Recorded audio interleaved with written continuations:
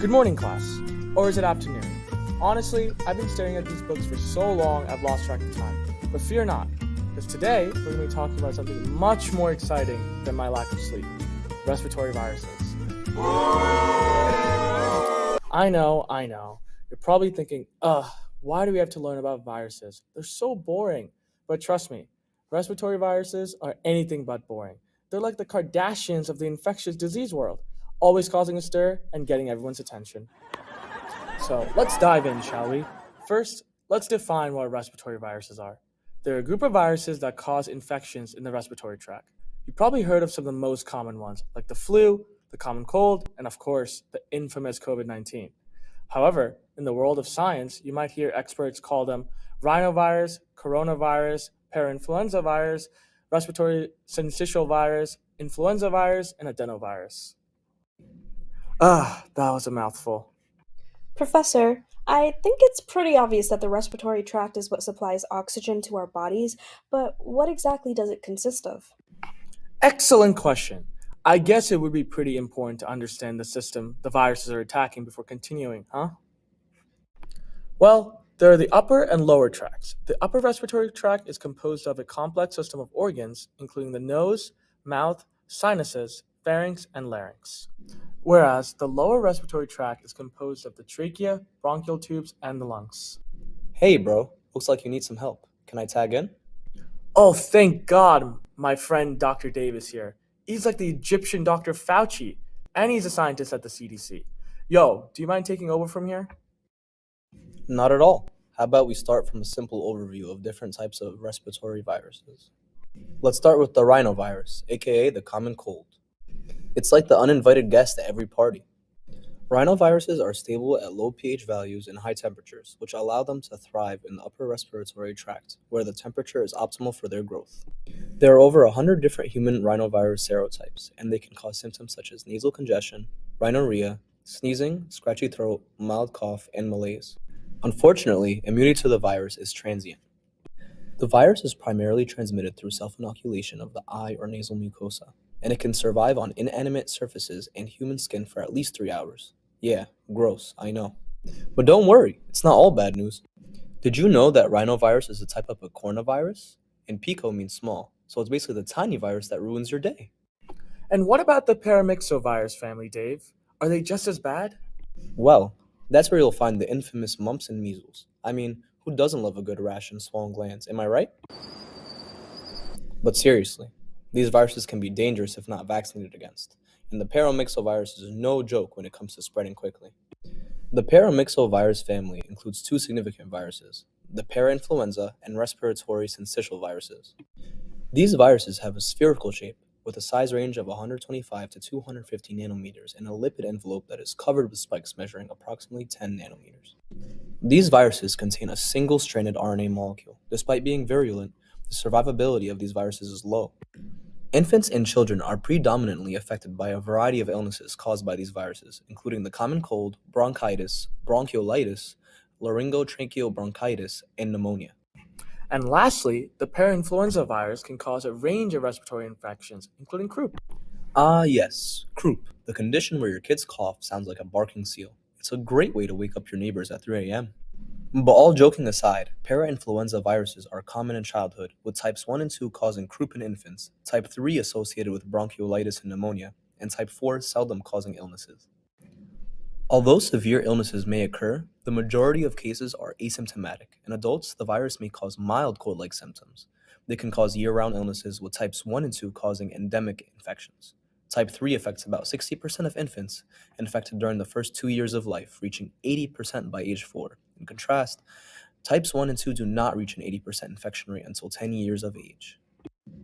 Respiratory viruses can be serious, and it's important to take precautions to avoid them. Wash your hands, cover your mouth when you cough, and stay at home if you're feeling sick. Finally, I found you. I've been searching all over this school for the past hour. Your presentation's about to start.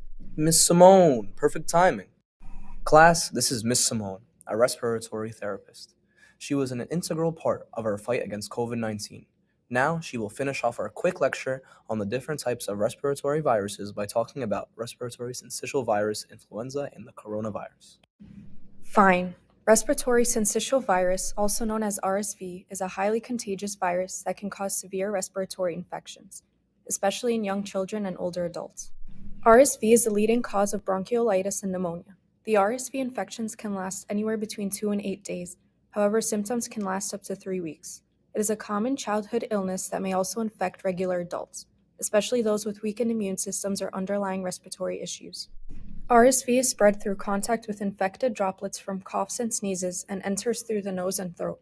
The mechanisms underlying RSV infection are not completely understood.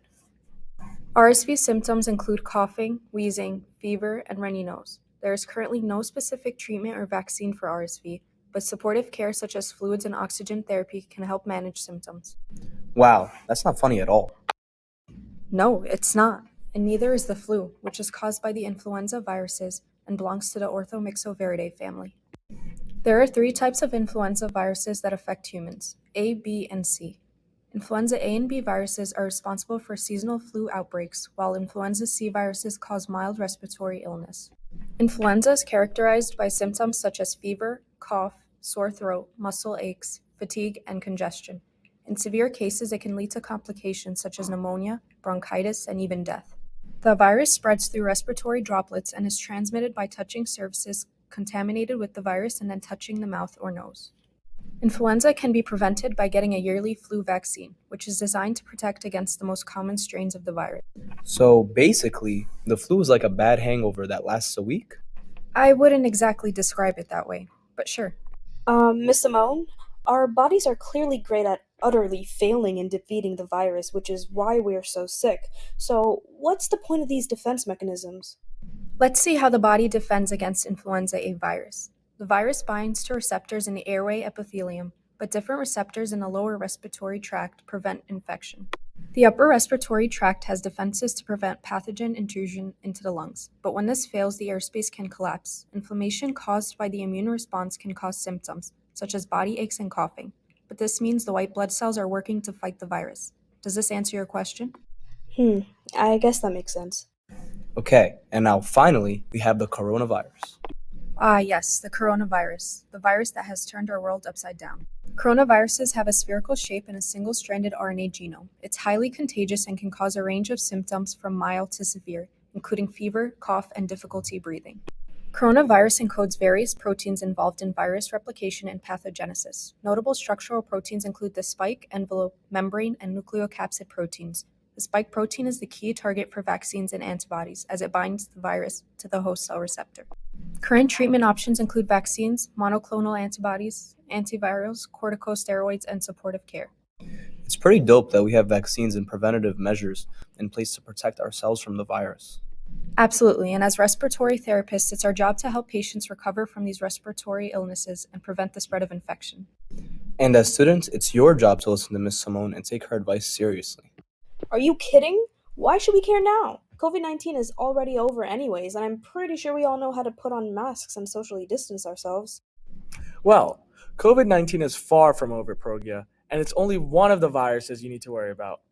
Of course, like the cooties. I'm loving this expert knowledge, Professor Sweejan, but I think I know a lot more than you do about pandemics. Well, Progya, since you're such an expert, why don't you enlighten us about the major respiratory pandemic outbreaks that occurred around the world? Sure, no problem.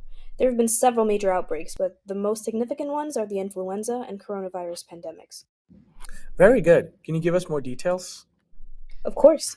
One example of a notable pandemic would be the Spanish flu, which occurred in 1918, infected over 500 million people worldwide, and caused the deaths of an estimated 50 million people. And it was caused by the H1N1 influenza virus. As for COVID 19, it's a coronavirus that originated in Wuhan, China in 2019. It has since spread globally, if you haven't already noticed, and has caused over 5 million deaths so far. As already mentioned, it's highly contagious and can be fatal, especially for the elderly and those with pre-existing conditions. Wow, Progya, I'm impressed. You really do know your stuff. Well, folks, that's all the time we have today for our discussion on respiratory viruses. Yes, and we hope you have gained some valuable insights into the various types of respiratory viruses that exist. And don't forget, if you ever need any help with respiratory illnesses, just give me a call. Or you could just look it up on the internet like I did.